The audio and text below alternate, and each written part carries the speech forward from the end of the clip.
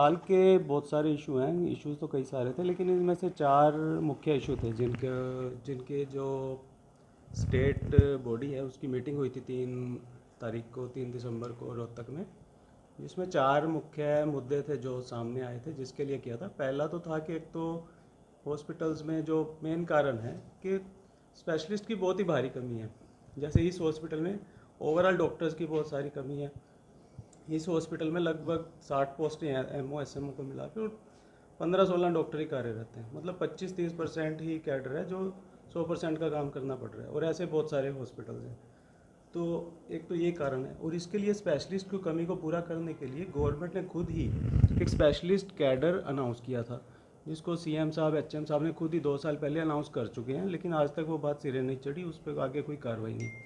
उसके बाद था कि स्पेशलिस्ट की कमी को पूरा करने के लिए, डॉक्टर्स की कमी को पूरा करने के लिए स्पेशल इंसेंटिव की बात थी कि एसीपी को जो पे स्ट्रक्चर है वो रिवाइज़ किया जाए, डॉक्टर्स को थोड़े इंसेंटिव बेटर दिए जाएं ताकि गवर्नमेंट जॉब की तरफ डॉक्टर आ सके।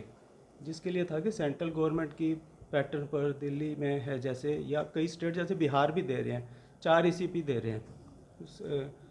हमारे स्टेट में डॉक्टर्स को 3 एसीपी दिए जाते हैं पे स्ट्रक्चर में, जैसे 5, 10, 15 साल पर। तो इसमें एक 4th एसीपी प्रपोज था कि 20 साल की सर्विस पर एक 4th एसीपी दिया जाए।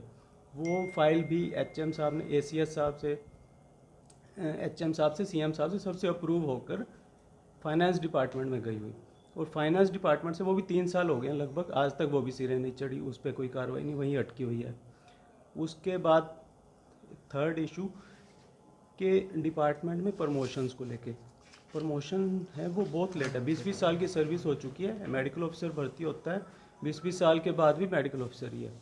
तो इसके लिए था कि बीच में पहले कई डायरेक्ट एसएमओज भर्ती हो जाते थे, लेकिन 8-10 साल से सरकार ने वो चीज़ बंद कर दी थी, उस पर रोक लग गई थी, जिससे कि थोड़ी प्रमोशंस फास्ट हो सकें कैडर में से। तो अब बहुत सारी एसएमओज की पोस्ट अभी भी वैकेंट है, 200-250 पोस्टें वैकेंट है, लेकिन प्रमोशन लिस्ट 1 साल हो गया, कोई प्रमोशन लिस्ट नहीं आ रही। तो इसके लिए एक मांग थी कि डायरेक्ट एसएमओज की भर्ती ना किया जाए, ताकि जो कैडर में से स्टैग्नेशन है उसको ख़त्म कर सकें।